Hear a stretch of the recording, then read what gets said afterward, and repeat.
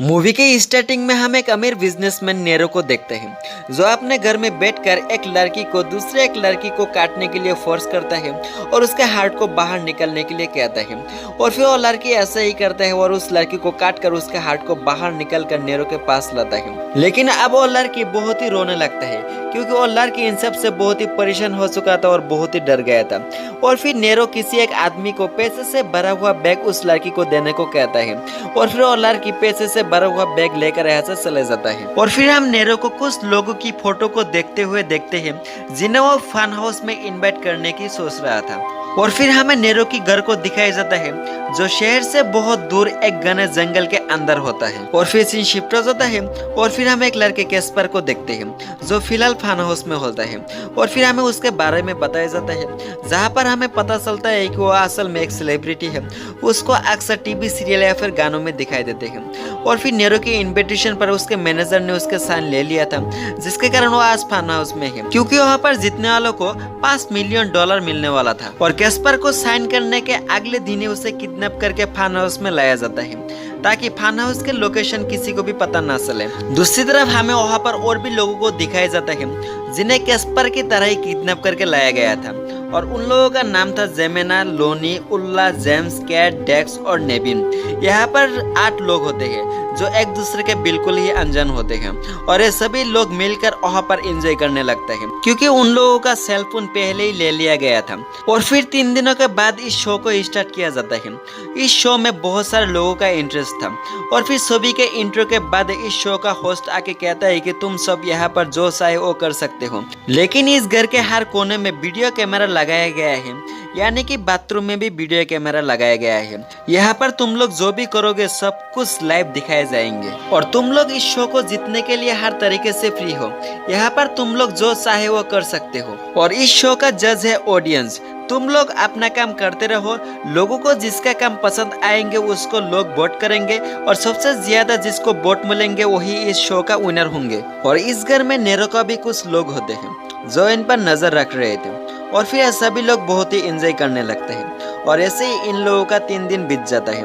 और फिर अचानक एक दिन इस शो का होस्ट पांडा के रूप में आके कहता है कि पब्लिक आज तुम्हारे लिए वोट करेंगे। और कुछ समय के बाद हमें वोटिंग ग्राफ दिखाया जाता है जहाँ पर हम देखते हैं कि उल्ला को हाईएस्ट वोट मिली है। दूसरी तरफ लोनी और नेबिन को सबसे कम वोट मिलता है और रूल के मुताबिक नेबिन को अभी शो करना था। और यहाँ से शुरू होता है इस गेम का असली फन। दूसरी तरफ नेबिन को एक कमरे में लाया जाता है और उसे लटका दिया जाता है और लोनी को एक बेड दिया जाता है जिस पर लोहे की किले लगे हुए होते हैं। और लोनी को कहा जाता है कि तुम इस पांडा को हिट करो और बैकग्राउंड पे हाई वॉल्यूम म्यूजिक भी लगा दिया जाता है। और लोनी जब उस पांडे को मारने वाला होता है तभी उस पांडा को हटाकर नेबिन को वहाँ पर लटका दिया जाता है। क्योंकि वहाँ पर हाई वॉल्यूम म्यूजिक था इसीलिए लोनी को इसके बारे में कुछ भी पता नहीं चलता है। और लोनी पांडा समझकर नेबिन को बहुत मारता है जिससे उसकी वहीं पर ही मौत हो जाता है। और ये सारा सीन शो मेंबर के साथ साथ पूरे पब्लिक लाइव देख रहे थे। ऐसा कुछ देखकर शो मेंबर बहुत ही शौक हो जाता है क्योंकि वो सभी लोग फन हाउस में फंस चुके थे। और दूसरी तरफ इस जगह के बारे में किसी को भी कुछ भी पता नहीं होता है क्योंकि एक शहर से दूर घने जंगल के अंदर अंडरग्राउंड होता है।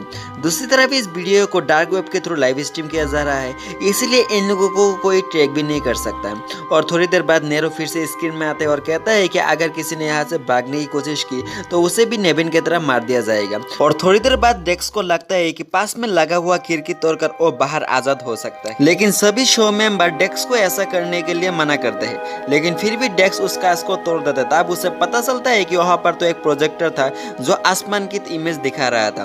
और फिर नेरो उसके गार्ड को इंस्ट्रक्शन देता है और कहता है कि डेक्स को टर्मिनेट किया जाए। इसीलिए डेक्स को पकड़कर वही टॉर्चर रूम में लाया जाता है और उसे एक टैंक के ऊपर लटका दिया जाता है। और कुछ समय के बाद वहाँ के गार्ड उस टैंक में एसिड डाल देता है जिससे डेक्स का नीचे का बॉडी पार्ट्स गल जाता है और बहुत ही दर्दनाक तरीके से उसका मौत हो जाता है। इसके बारे में पूरे सोशल मीडिया और टीवी पर इसके बारे में चर्चा होने लगता है क्योंकि इस शो पर लोगों को लाइव मारा जा रहा था और गवर्नमेंट चाहकर भी उन लोगों की कोई मदद नहीं कर पा रहा था क्योंकि फन हाउस के लोकेशन के बारे में किसी को भी कुछ पता नहीं होता है। और कुछ समय के बाद नेरो फिर से स्क्रीन पर आता है और सभी को कहता है कि अगर तुम्हें यहाँ से जिंदा वापस घर जाना है तो लोगों से डिमांड करो कि वो तुम्हारे लिए ज्यादा से ज्यादा वोट करें। और यह सुनकर सभी लोग घबरा जाते हैं। दूसरी तरफ जेमिना और उल्ला के बीच फाइट हो जाता है।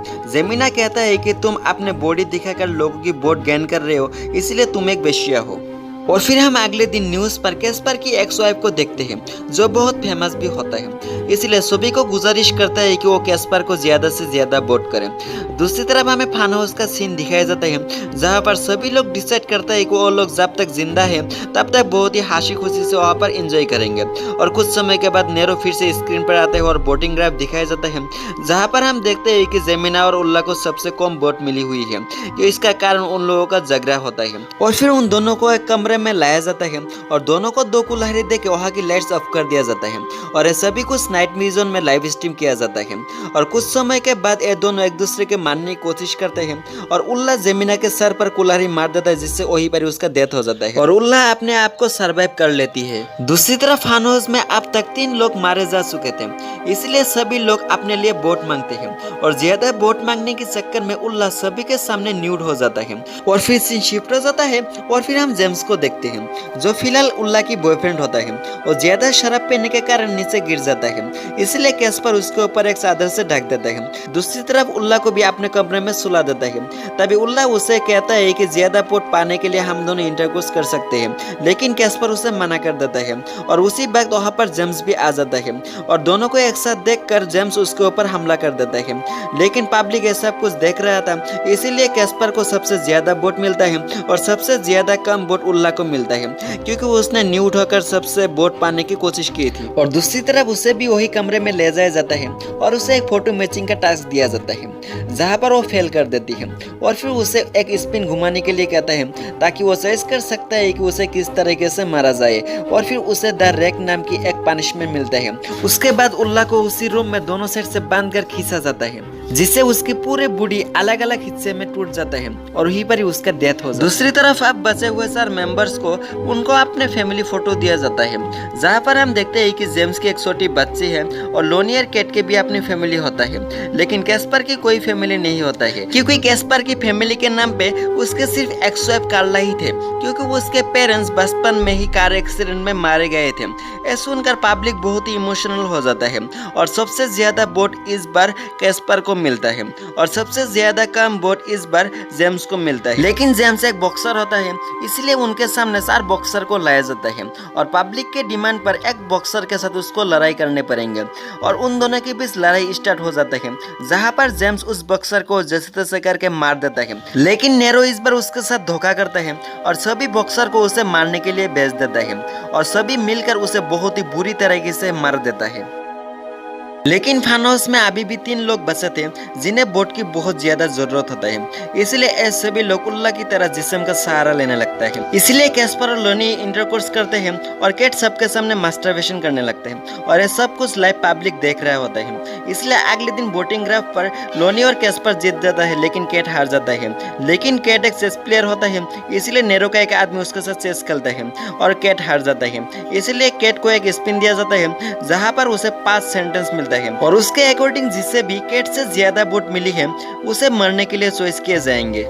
और अब मरने की बारी लोनी की थी, इसीलिए लोनी को एक कमरे में लाया जाता है जहाँ पर कैस्पर भी होता है उसे मारने के लिए और फिर उन दोनों को एक एक गन दिया जाता है और कहा जाता है कि जो सबसे पहले गन चलाएगा वो बच जाएगा।